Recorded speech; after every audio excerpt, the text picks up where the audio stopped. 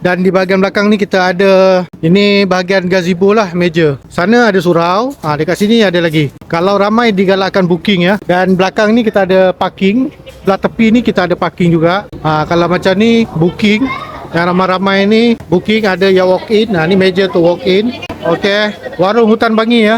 Warung hutan Bangi. Kalau menu dia kita boleh rujuk video yang lepas-lepas. Okey, ini bahagian depan lah. Kita ada sukarelawan kita, rela kita yang akan menjaga parking dan lalu lintas. Bahagian sini segmen colek-colek sini. Ada colek buah, ada celup-celup tepung. Okey, di sebelah sini gulai Kelantan ya. Lembu, kawah Kelantan, kambing kawah Kelantan. Sini segmen seafood bakar. Okey, kita ada sotong besar-besar lengan punya.